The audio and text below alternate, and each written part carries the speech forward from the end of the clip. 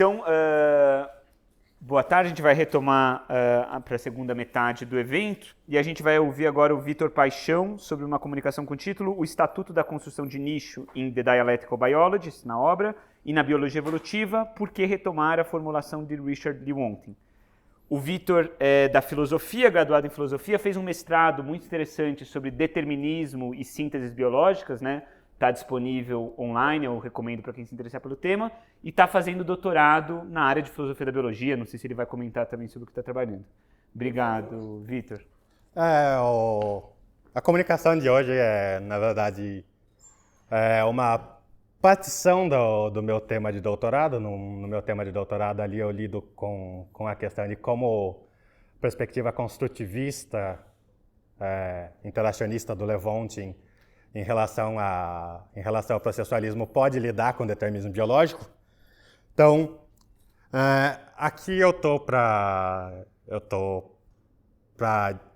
dialogar aqui com a ideia de construção de nicho e mostrar como que ela, tanto como ela aparece na biologia evolutiva, isso é, após o termo construção de nicho ser cunhado pelo Odlin Smith lá na década de 80, e como ela aparece no trabalho do Lewontin, tanto de forma anterior ao termo ser cunhado, ou as primeiras publicações onde a ideia de construção de nicho é formulada acontecem lá em 78, de forma anterior à cunhagem do termo, quanto de forma posterior ao uso do termo, a publicação do livro em 85, eu acho que a visão do Lewontin de construção de nicho acaba se desenvolvendo ao longo dos livros que ele vai publicando nas próximas décadas, inclusive.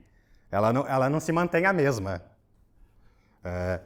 Então, a primeira coisa é entender a noção de nicho, que é qual é o lugar da noção de nicho na biologia evolutiva.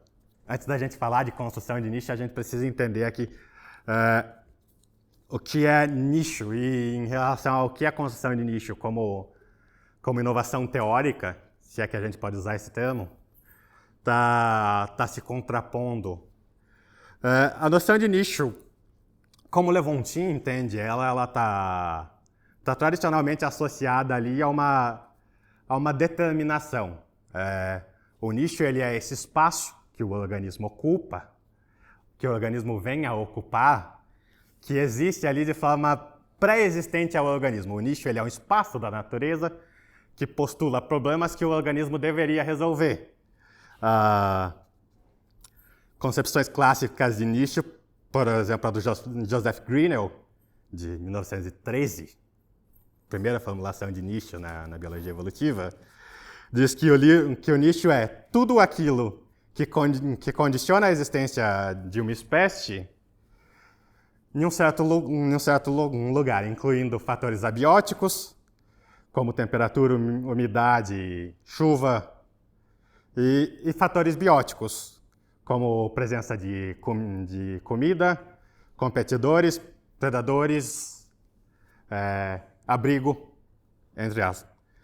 Então, a gente tem ali a noção de nicho associada ali a um local no espaço físico que um organismo vai vir a ocupar quando ele solucionar problemas adaptativos que vão ser postulados para esse organismo pelas características materiais dessa localização física.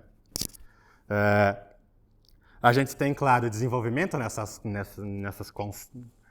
nessa concepção de nicho. Um deles é, inclusive, proporcionado pelo Levins, que é a noção ali de ambiente flutuante, que aparece ali na genética das populações, para clarificar ali como que o conceito de aptidão ele lida com o fato de que os organismos eles não ocupam um único nicho ao longo da sua vida. Então a gente tem a concepção de que os nichos dos organismos eles podem variar ao longo do seu processo de desenvolvimento. Essa é uma inovação que é postulada ali pelo Levins. Mas, no geral, a concepção tradicional de nicho que está associada à biologia evolutiva, ela se liga muito claramente à noção de que o nicho ele é algo determinado, não pelo organismo, mas pelas características físicas que um ambiente dispõe, que pode, na presença de organismo, apresentar problemas adaptativos que ele deveria solucionar com a sua morfologia, que é determinada geneticamente. Nessa imagem ali de início, o organismo ele é duplamente determinado, ele tem dupla causa. E é interessante, o Pocheville vai comentar sobre essa noção de nicho, que para essa noção de ecologia, para essa noção de nicho, o organismo, e para essa noção de evolução, o organismo ele passa a se tornar uma coisa irrelevante. Porque não é ele que determina o que é um nicho, e ele também não determina o que soluciona os problemas que o nicho postula. Quem determina isso são os genes dele. Então ele é ali um epifenômeno de um processo que está acontecendo apesar dele, não por causa dele. E isso é uma constante mesmo em perspectivas mais críticas. O próprio Gibson, que é o autor ali que vai formular o que a gente chama hoje de psicologia ecológica, e a noção de affordance, que é ali a possibilidade de ação postulada pela relação organismo-ambiente, ele coloca o nicho como algo que é invariante. O nicho, para o Gibson, ele vai ser ali as características do ambiente que permitem a evolução. E para elas permitirem a evolução, elas necessariamente precisam ser invariantes. Porque senão a evolução ela seria simplesmente mudança sem sentido. É claro ali uma noção de sentido no trabalho do Gibson, que a biologia evolutiva, a esse momento, ele publica o livro em 79, já tinha abandonada. Mas o Gibson também é psicólogo, ele não tinha um background tão grande em biologia evolutiva quanto autores anteriores, como Welton ou Grinnell. Então a gente tem essa visão de nicho, que é a visão contra a qual a construção de nicho, a visão tradicional de construção de nicho vai se contrapor.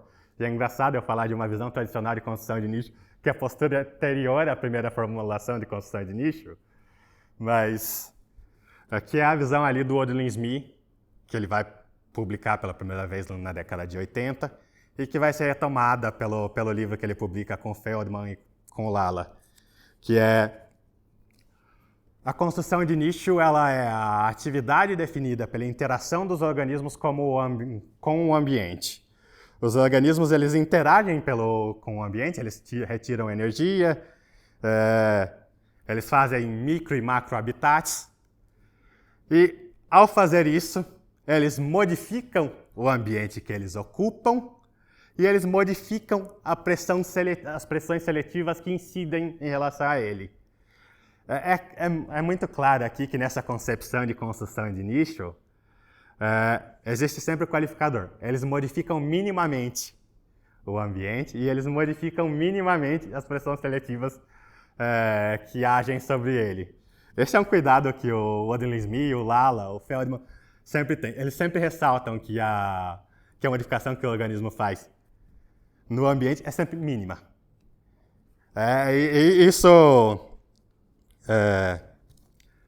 Isso é algo que eles integram ali com a noção de construção de ecossistema, ou engenharia de ecossistema, que é algo que se dá ali quando a construção de nicho é uma atividade mais integrada. Isso é, quando a construção de nicho ela persiste por muitas gerações, com um número grande de populações atuando num dado ambiente. E é aí que a construção de nicho faz uma modificação ambiental significante. Aí a gente tem ali o que eles vão chamar de engenharia de ecossistemas e o que eles chamam de superconstrução. A superconstrução são esses ecossistemas feitos por design através da ação de construção de nicho dos organismos. E é nesse momento que a contribuição dessa modificação para a seleção natural também passa a ser significante. E eles passam a modificar efetivamente pressões seletivas de forma forte.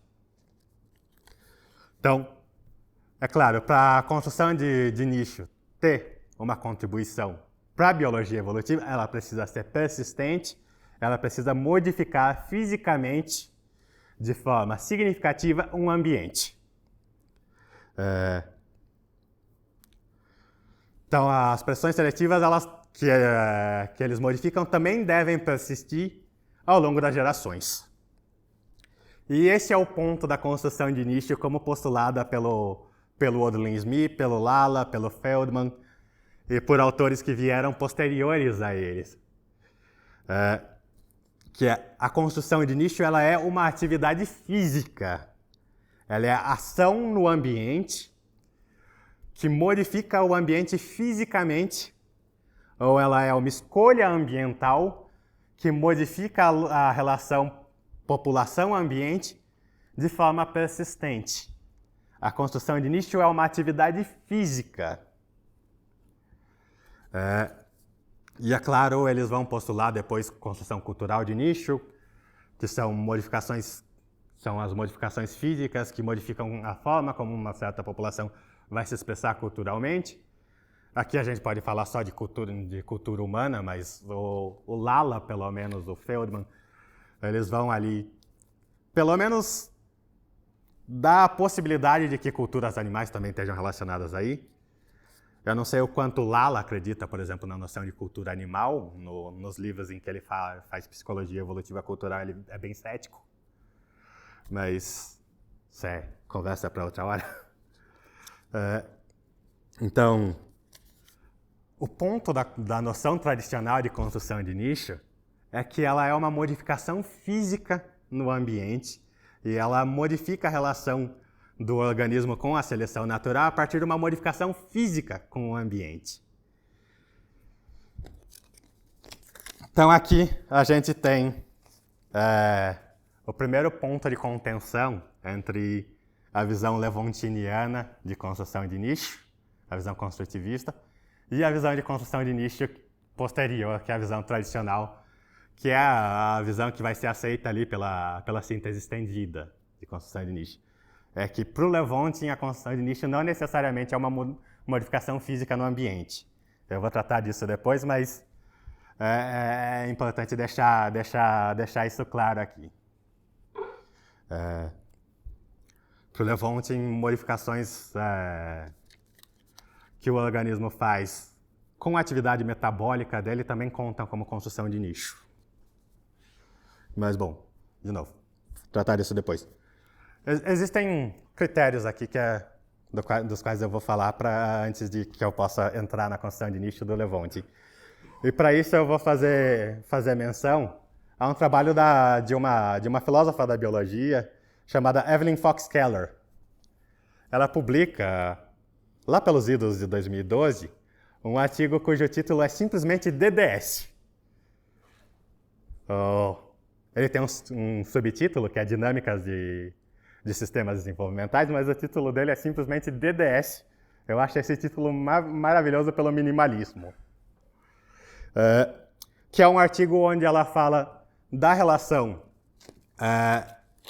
entre biologia desenvolvimental e biologia de sistemas, que é uma relação que para ela se dá através da noção de construção. Então ela estabelece ali 6 critérios para uma biologia de sistemas desenvolvimentais efetiva. Eu vou falar de 3 deles, que são a determinação conjunta do fenótipo por múltiplas causas, que é o primeiro critério. O 4º critério, que é o desenvolvimento como construção. E o 6º critério, que é a evolução como construção. Esses são critérios que para ela são determinantes ali de uma biologia desenvolvimental de sistemas, ou uma biologia de sistemas desenvolvimentais, depende de como vocês vão querer traduzir. E por que isso é relevante para mim? Porque a perspectiva que ela está descrevendo aqui é a perspectiva levontiniana de construção de nicho. Que é, na visão levontiniana de construção de nicho, a gente tem tanto evolução como construção, como desenvolvimento como construção. A construção ela é elemento de mediação para relações desenvolvimentais entre organismo e ambiente. Mas também porque desse primeiro critério, a Evelyn Fox Keller deriva algo que vale para a construção para a síntese estendida, mas não vale para o Levontin, que é a tese de paridade causal, que é a ideia de que quando uma característica ela tem mais de uma causa, a gente deve assumir que existe uma paridade entre as causas causando essa característica. Ou seja, elas contribuem igualmente para essa característica. No caso, por exemplo, numa característica que se dá na relação gene-ambiente, a gente deveria assumir que elas têm contribuição causal paritária. No caso do Levontin, essa tese não vale. O Levontin ele tem uma tese análoga, que é a tese da inescrutabilidade causal. No caso de contribuição de uma característica com contribuições causais múltiplas, o que a gente deve assumir é que a gente não consegue particionar as causas dessa característica numa contribuição analisável. E não que a gente deve assumir que essas causas elas contribuem igualmente para a característica. Isso é importante para a visão do Levontin de construção de nicho. Eu vou chegar nisso agora. Então aqui aqui eu cito um trecho retirado do último capítulo do livro de 85, que é o Dialética, que é o Levontin descrevendo um último critério para uma filosofia da ciência cartesiana, que é causas são separadas dos efeitos.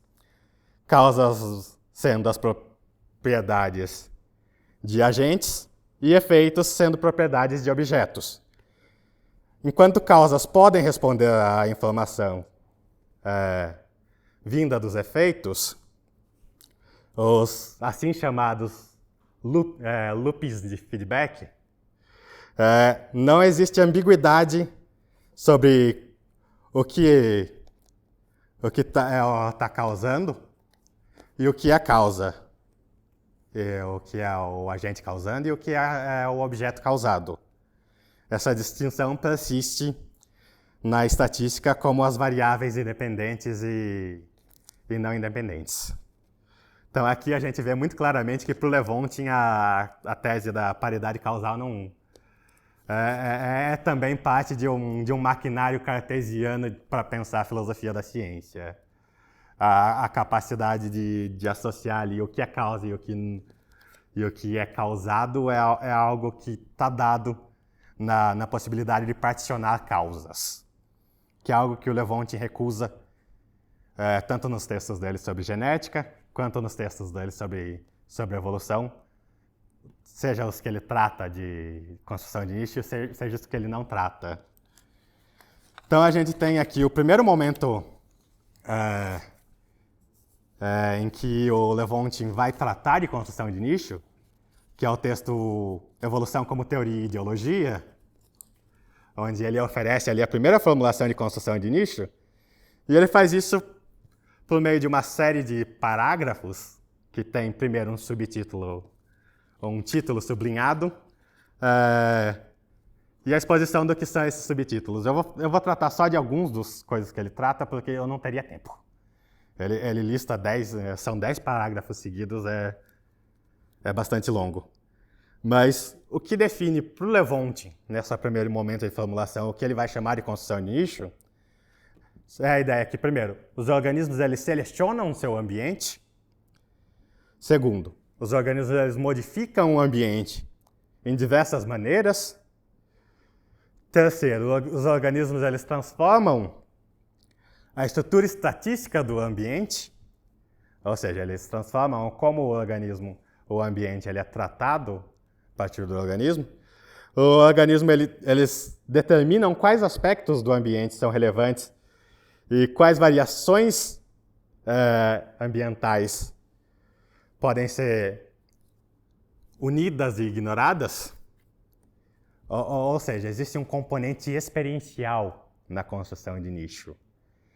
O organismo ele seleciona não só o ambiente que ele vai ocupar, o nicho que ele vai ocupar, mas também ele modifica como ele vai experienciar esse ambiente.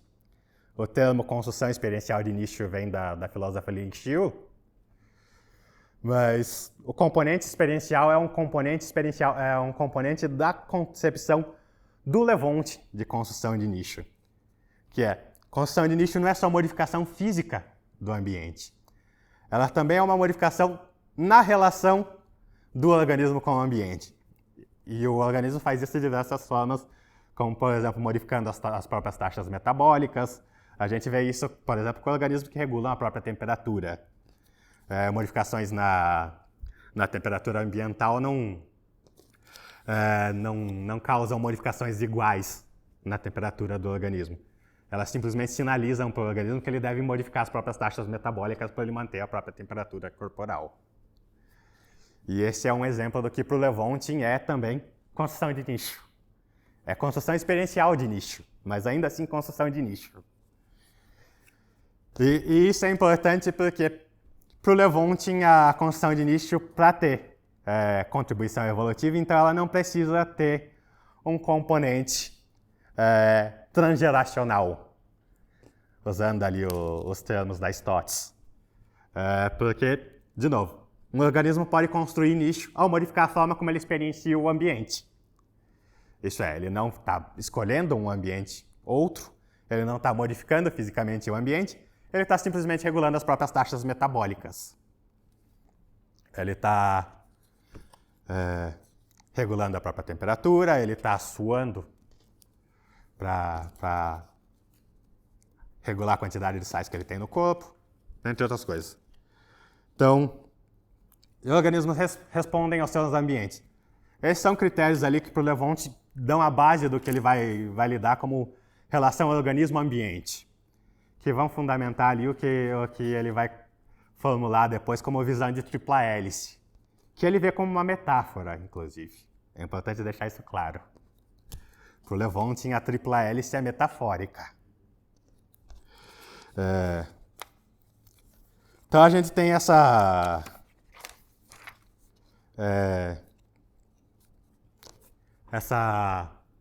esses conscientes de relação organismo-ambiente que se dão tanto na modificação física ambiental quanto num caráter experiencial da construção de nicho. No segundo texto, onde ele vai tratar de construção de nicho, que é posterior, embora apareça no mesmo livro, que é o organismo como objeto e agente na evolução, aparece pela primeira vez a visão do organismo como duplamente determinado, como determinado pelos genes e determinado por um nicho que é externo ao organismo.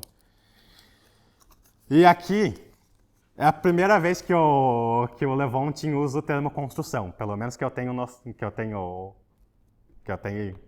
contato. Eu não lembro dele ter usado o termo construção no primeiro texto, e eu não lembro dele ter usado o termo construtivismo em nenhum momento anterior. Aqui ele está começando a formular uma visão construtivista. Isso é, a visão de que essas relações organismo-ambiente, a forma como o organismo modifica o ambiente, uma forma como o organismo modifica a relação dele mesmo com o ambiente, tem impacto evolutivo, e também a visão de que esse impacto evolutivo postula problemas para a noção de adaptação.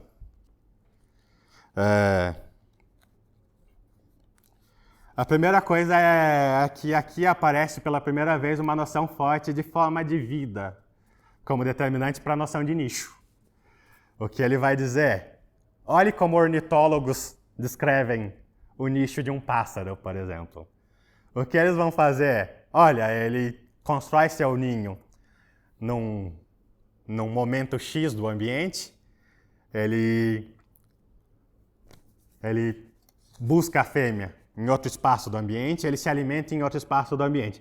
Toda a descrição do nicho de um organismo é uma descrição da forma que um organismo vive dentro de um certo espaço físico. Nichos são, nesta formulação do Levontin, determinados por uma forma de vida. Então aqui a gente tem uma visão muito clara de que a noção de adaptação, a gente tem ali uma primeira instância de uma formulação de uma noção onde a noção de adaptação como encaixe, ela para de funcionar. Porque aqui eu não consigo encontrar, e o Levontin diz textualmente que eu não consigo encontrar um critério que me permita encontrar um nicho que postule problemas para os organismos sem que eu fale do organismo. Eu só consigo construir a ideia de nicho ecológico em menção ao organismo que esse organismo circunda, que esse ambiente circunda. Então, ao descrever um nicho, eu descrevo um modo de vida. Em momentos posteriores, ele vai falar ali de descrever ali, características comportamentais do organismo, formas de comportamento. Aqui ele vai falar de formas de vida. Ele fala textualmente de formas de vida. A semelhança com a formulação wittgensteiniana, para mim, é engraçada, mas isso é detalhe. E aqui ele já chega à conclusão de que é impossível recusar a conclusão de que organismos constroem cada aspecto do seu ambiente por si mesmos. Veja como aqui não tem o cuidado de dizer, olha, organismos modificam minimamente seu ambiente. Porque aqui o que o Levontin está querendo procurar também não é uma ideia de causalidade circular entre construção e seleção. Ele não está tentando implicar aqui uma relação de causalidade onde A causa B e B causa A, tal que o organismo modifica ambiente, isso modifica pressão seletiva modifica o organismo modifica ambiente. O que o Levontin está postulando aqui é um pouco diferente disso. Justamente porque para o Levontin o que vale é não a tese da paridade causal, isso é, eu assumo que ambiente e organismo têm contribuições causais que se relacionam por um meio de paridade, mas sim inescrutabilidade causal. Quando eu construo um nicho a partir da ideia de modo de vida, eu não consigo separar a contribuição causal de organismo, ambiente e seleção. Aqui a minha possibilidade de particionar contribuição causal de seleção natural e construção de nicho, ela sai pela janela. E é por isso que passa a fazer sentido eu falar de uma visão construtivista, que ele vai dizer, que ele vai falar ali no fim desse texto. Tá. Então aqui, o que o Levontin vai contrabalancear essa visão de nicho exterior ao organismo com uma visão em que, eu cito, há, então, um processo contínuo em que o organismo evolui para resolver um problema instantâneo que ele postulou para si mesmo. E evoluir muda esse problema minimamente. Aqui sim ele fala de minimamente. Mas o problema que o organismo está postulando o problema postulado ao organismo é um problema postulado pelo organismo, não pelo ambiente, não pelo nicho. O organismo ele postula esse problema para si mesmo. Ele volta a falar de construção de nicho em mais 3 textos. O primeiro é no Tripla Hélice, e depois nos 2 textos que ele publica sobre gênero, organismo, ambiente, no livro da Oyama, nos ciclos de contingência, tanto na introdução ao texto, quanto no próprio texto. Nas 3 vezes ele tem ali uma formulação mais forte da construção de nicho, tal que ela implique ali um problema para a própria noção de adaptação. E aqui é algo engraçado de dizer, o Levontin publica na década de 70 um texto chamado Adatamento, que é um texto onde ele descreve a adaptação a partir da visão tradicional. No fim da carreira dele, ele tá postulando a visão construtivista justamente contra essa visão de adaptação.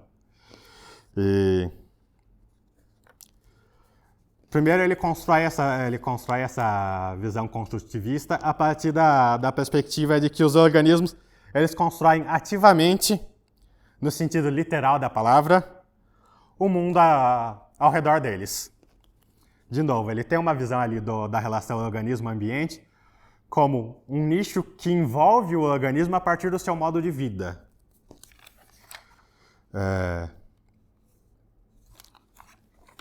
E por causa disso, que ele vai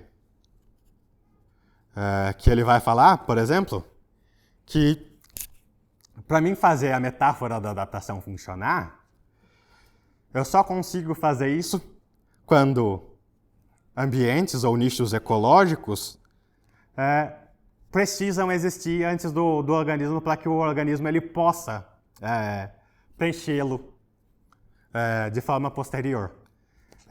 Ele começa, a partir desses últimos 3 textos, a acreditar ali a noção de adaptação como encaixe, a separação que ele, de novo, como repetindo o Vitor, ele ressalta como necessária para um pontapé inicial na teoria evolutiva de organismo e ambiente. Mas que ele deixa claro que na visão construtivista, no construtivismo interacionista, que ele passa a formular nesses textos finais, essa visão de adaptação como encaixe, ela deixa de funcionar. Porque não tem mais problema sendo postulado. Quem postula o problema para o organismo é o organismo por si mesmo, ao se comportar num ambiente, ao viver num ambiente de uma certa maneira. E aí tem a brincadeira que ele faz, que é o casco do cavalo não surgiu porque tinha algum problema a ser selecionado. O casco do cavalo ele surge como novidade evolutiva porque havia um animal com um certo peso que caminhava de uma certa maneira num certo tipo de ambiente a uma certa velocidade. Não havia um problema a ser solucionado anteriormente na própria atividade de caminhar, por exemplo. Porque organismos solucionaram esses problemas entre aspas, de maneiras diversas, inclusive não tendo perna alguma, não tendo patas algumas.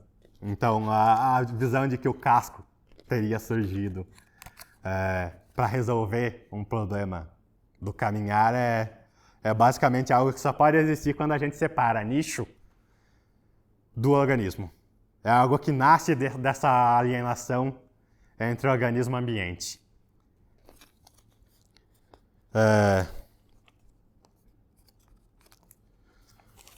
Então ele vai concluir aqui no texto Gênero, Organismo, Ambiente, no livro da Aoyama, que então, enquanto continuarmos a pensar em evolução como adaptação, a gente está condenado numa insistência da existência autônoma de ambientes independentes de criaturas que vivem, de criaturas viventes. Então aqui a gente tem, para resumir, um último passo dessa radicalização da construção de nicho na visão do Levonti, que é, de novo, levantar claramente a visão de que a visão construtivista que ele está postulando, ela coloca um problema para a noção de adaptação como encaixe. Ela não é meramente uma atualização da relação entre organismo e seleção natural, tal que a construção de nicho ela introduz ali um incremento de agência na variação de aptidão, como é colocado ali no modelo do Lala, do Feldman, do Odelin-Smith. Tem um comentário aqui a ser feito do porquê que o Lala, o Feldman, o Odelin-Smith abandonam a formulação levontiniana.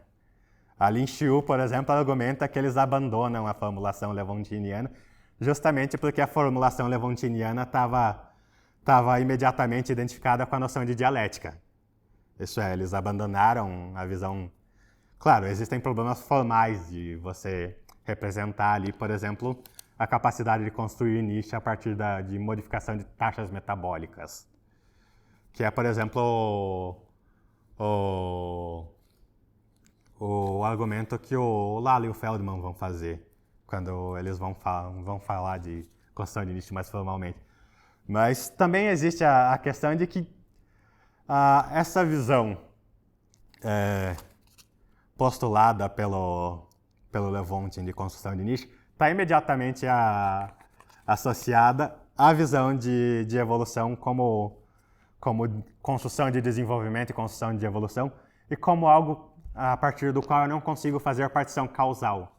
Isso é, algo a partir do qual eu não consigo acessar a partir de uma equação de partição de causas, qual é a contribuição da seleção natural e qual é a contribuição da construção de nicho. E por isso falar de coisas como a construção de nicho vem, modifica o ambiente, modifica a pressão seletiva, que então modifica o organismo, e então que volta a modificar o ambiente, ficam parecendo meio esquemáticas. Para o Lewontin, essas coisas elas não são tão particionáveis. Eu não consigo identificar a primeira contribuição causal da construção de nicho para depois identificar a contribuição causal da seleção natural. Então, a tese da inescrutabilidade causal, ao qual eu estou argumentando aqui, pelo menos, que o Lewontin se inscreve, ela coloca ali, vinculada a uma noção de dialética que não está associada ali à circularidade causal, que é como esses autores representam dialética. Inclusive o Lala, o Feldman, o Odelin Smith usam causalidade dialética e causalidade circular como sinônimos. Dificultam muito para que a visão lewontiniana seja levada à frente. Este é o argumento da Lin Xiu, que é aceitar a visão lewontiniana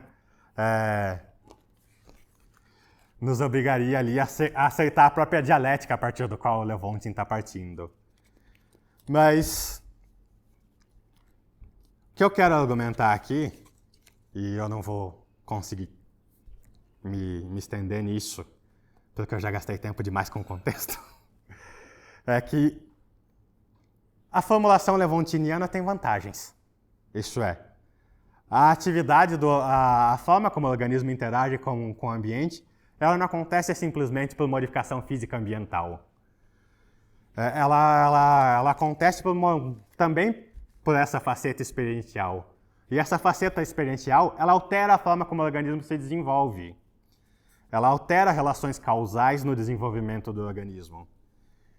E ignorar essa faceta da construção de nicho é simplificar as relações causais que acontecem na minha visão de biologia evolutiva. O que, curiosamente, torna a visão de construção de nicho postulada pelo Lala, pelo Feldman, pelo Odelin Smith, muito mais vulnerável a tentativas de reinterpretação adaptacionista. Isto é, eu posso, por exemplo, como o próprio Dawkins fez no fenótipo estendido, argumentar que a modificação física do ambiente é completamente geneticamente determinada e elas representam um fenótipo estendido. Isso é, elas representam a extensão do gene. E como tal, ela está dentro do seio da síntese moderna. Ela não apresenta inovação teórica nenhuma. Se esse é o caso, então não tem nenhuma vantagem para mim adotar a visão construtiva de Lala, Feldman ou Odelin Smith. Ou a visão da construção de nicho da própria síntese estendida. Porque ela também é reinterpretável, já que ela é a visão desses autores. Então, claro, eu tenho um comprometimento aqui, que é o comprometimento com a visão de dialética do Lewontin, que não é a visão de dialética tradicional, e eu não vou me estender nisso também.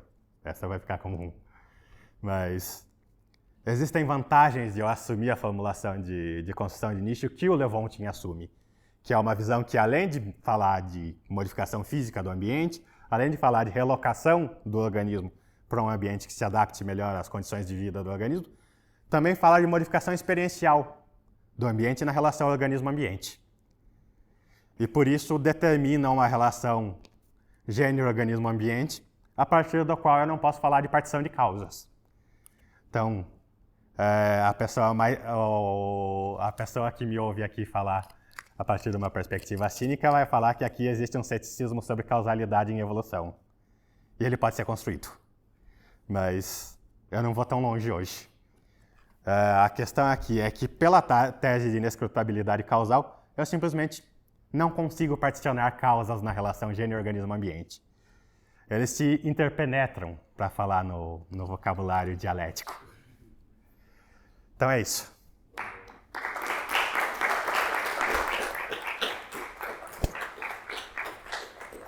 Legal, muito obrigado, Vitor. Então a gente tem uns 15 minutos, vou passar para o Vitor, que vai fazer um comentário, e a gente abre para o debate.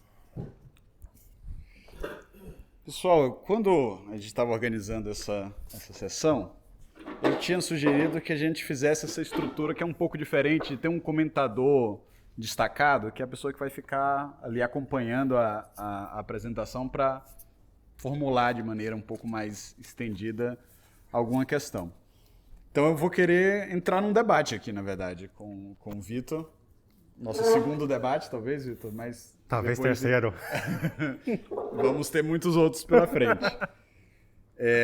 E claro que eu concordo com muito do que ele está falando aqui, a gente parte de um solo comum bastante amplo, mas eu acho que o desenvolvimento do Lalang e do Feldman foi um passo positivo. Tá? Eu avalio que tanto a elaboração do Lewontin é muito boa, a crítica que ele faz, no final das contas, mas eu acho que o que o Lalang tirou daí é muito útil, é bem interessante, na verdade. Então, vamos lá. Eu tinha falado que, quando eu terminei aqui a biologia, o meu trabalho de conclusão de curso foi justamente o organismo como sujeito e objeto da evolução, crítica do conceito de adaptação. Que era um pouco apontando lá para a crítica da economia política do Marx, mas para assumir o papel dos biólogos dialéticos como biólogos críticos, que estão criticando certas dicotomias, certos dualismos, certas simplificações e tal. E um dos conceitos que realmente o Lewontin critica, e critica de maneira radical desde o começo, é a noção de adaptação. Tá certo? Então ele está criticando isso. A ideia de adaptação como encaixe, que o organismo ou a população se encaixa, ela fit num nicho que está lá, objetivamente dado, certo? A tese fundamental do Lewontin é não existem nichos vazios, que é um pouco o que o Vitor estava argumentando aqui com vocês, tá certo? Você só pode falar do nicho em termos de uma forma de vida. Né? O nicho do organismo só aparece quando está lá o organismo interagindo com o ambiente. Não tem um nicho pré-existente que as populações biológicas vão ser encaixadas por meio do processo de evolução por seleção natural. Então, nesse sentido, no sentido que não há nicho vazio, talvez é melhor a gente pensar em constituição de nicho, que eu acho que é o que o Vitor Paixão está nos convidando a pensar. Os organismos constituem seus nichos, do que essa ideia de que eles constroem fazendo modificações no ambiente, realizando alterações físicas no ambiente. Isso, com certeza, é correto. Essa é a parte que nós estamos inteiramente de acordo. Os organismos constituem nichos, não existem nichos sem a interação do organismo com o seu ambiente. Eles não pré-existem, não tem nicho vazio. Agora, quando esses nossos biólogos vão falar de dialética, eles geralmente estão falando da relação entre parte e todo, da relação entre causa e efeito, da relação entre sujeito e objeto. São os três elementos filosóficos fundamentais que eles estão abordando. Na ideia de que há uma interpenetração entre essas três coisas, entre parte e todo, entre causa e efeito e entre sujeito e objeto. Tá? Mas eles estão pensando na ideia de causalidade recíproca. Assim. E há um elemento, digamos assim, constitutivo ontológico na construção de nicho no seu sentido dialético, mas há um forte elemento dinâmico que não pode ser tirado da equação. A própria ideia de organismo como sujeito e objeto da evolução remete à formulação lucasiana, no História e Consciência de Classes, do proletariado como sujeito e objeto da história. O que está em questão aqui o proletariado é o resultado de certas condições históricas, mas ele não é um resultado passivo, ele não apenas sofre a história. Ele realiza coisas, ele modifica a história. Tá? Por que isso é importante? Porque uma parte do que os organismos fazem com os seus nichos é porque eles são agentes, eles são ativos, eles modificam mesmo. Eles alteram as condições ecológicas nas quais eles vivem. Isso é absolutamente fundamental numa compreensão histórica da relação estrutural entre organismo e ambiente. Essa é uma relação dinâmica e ela é marcada por um descompasso permanente. O que, de alguma maneira, eles estão querendo apontar também com a crítica da adaptação. Isso é uma crítica da adaptação. Mas a crítica da adaptação deles, isso eu vi o Levins comentando também explicitamente. A evolução persegue um alvo móvel.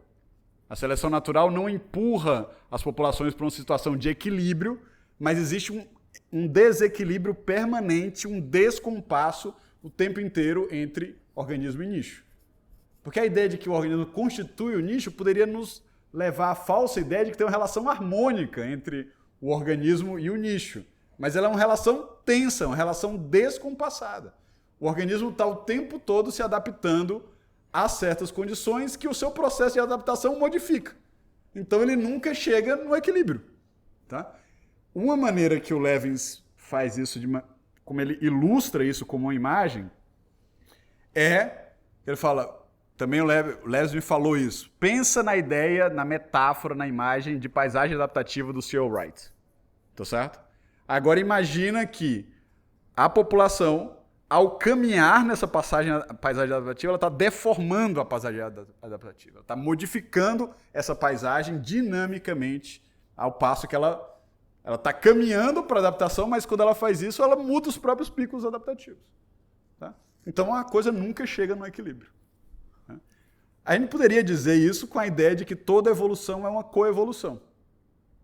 Não tem evolução para se adaptar a um nicho, tem um processo permanente em desequilíbrio, em descompasso entre organismos e os seus ambientes. Tá? Como isso, última coisa que eu queria falar, como isso é absolutamente importante em alguns tipos de animais, por exemplo, nós, tá certo? E aí, o fato de que os seres humanos são, em algum sentido, mais sujeitos até do que outros organismos é importante. Porque um modelo que eles estão pensando na ideia de construção de nicho, tá certo? Também eles falam isso, tá? É o modelo de coevolução, biologia, cultura, que o Engels está pensando na época da dialética da natureza.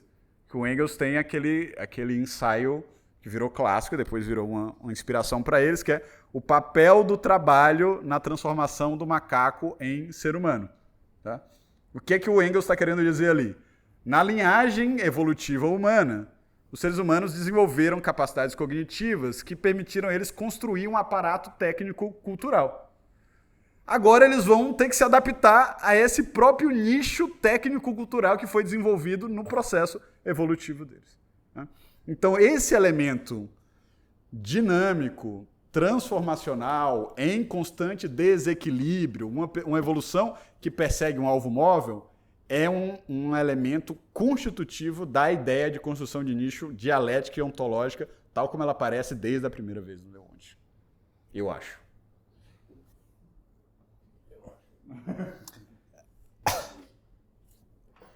Eu respondo ele agora? Acho que sim, não sei que o Mena queria complementar algo antes. Não. Achei que você ia falar. Ah, tá, achei que você ia falar algo.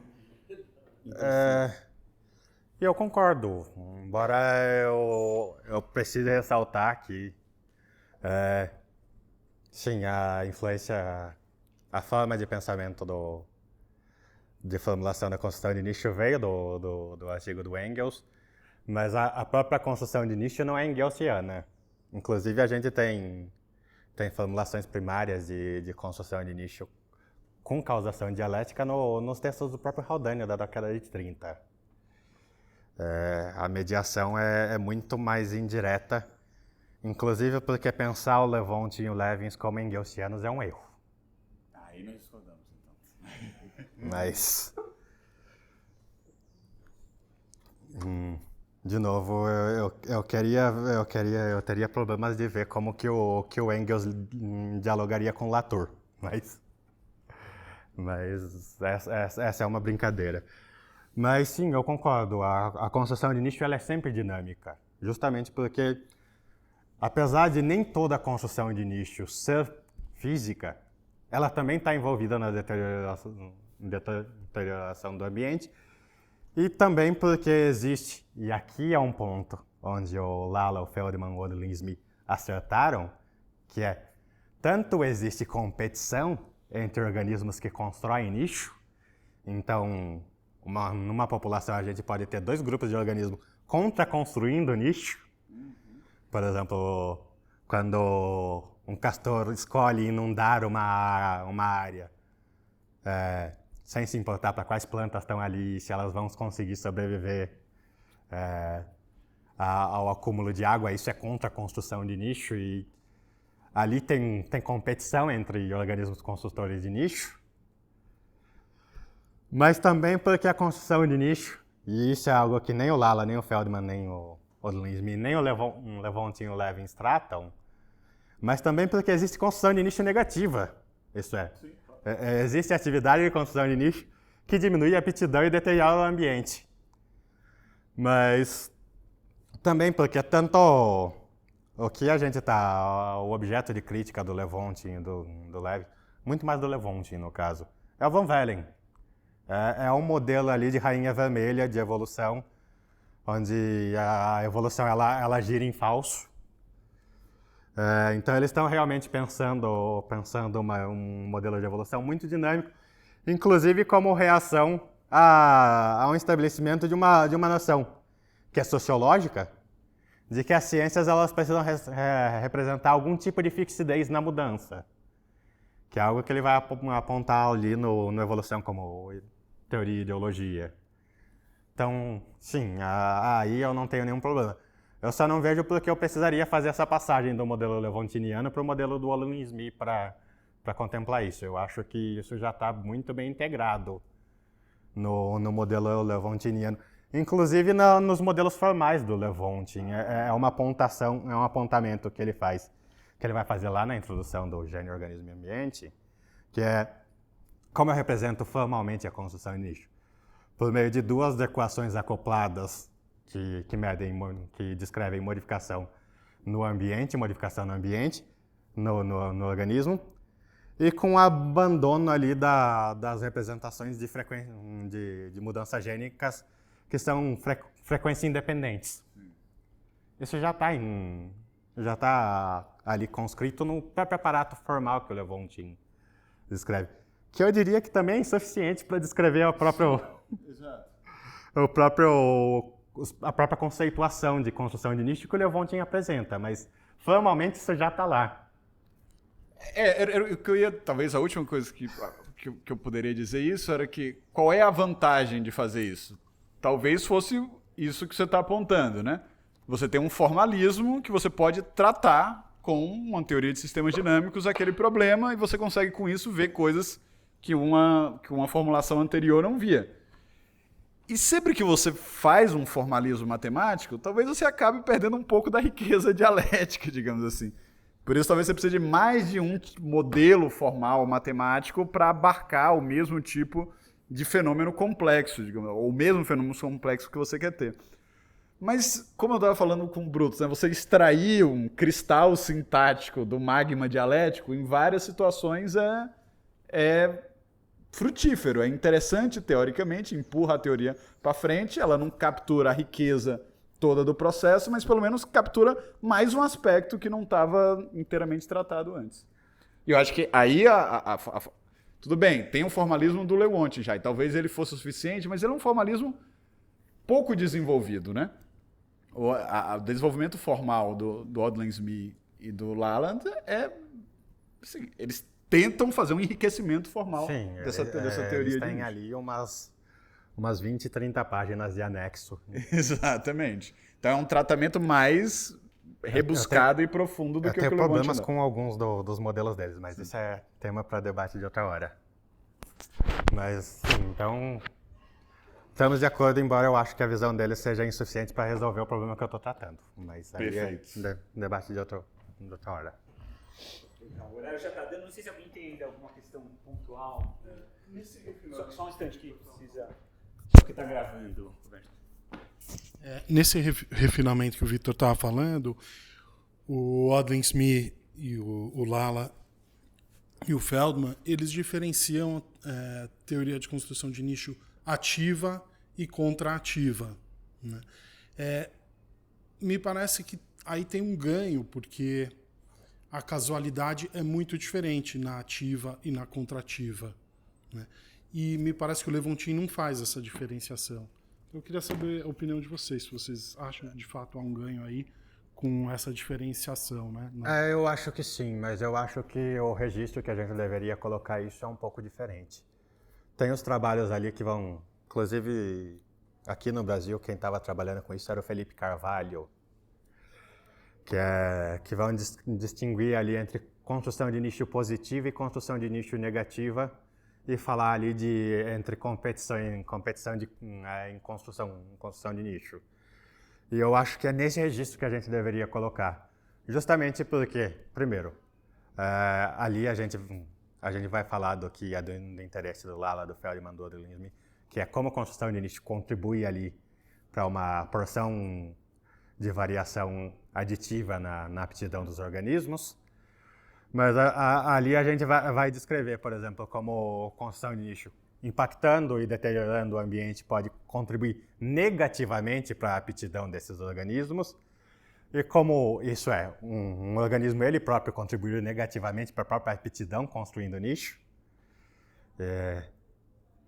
Mas também como a ação de outros organismos pode construir negativamente para a aptidão de um organismo de interesse.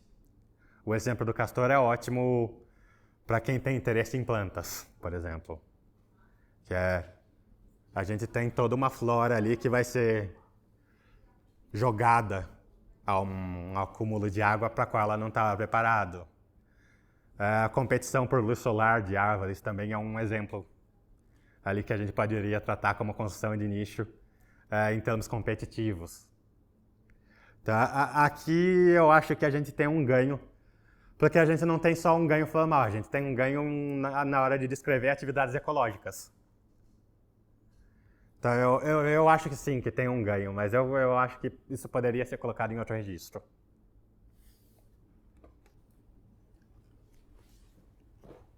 Legal, obrigado, Vitor. Bom, pelo horário acho que a gente precisa seguir, então obrigado mais uma vez.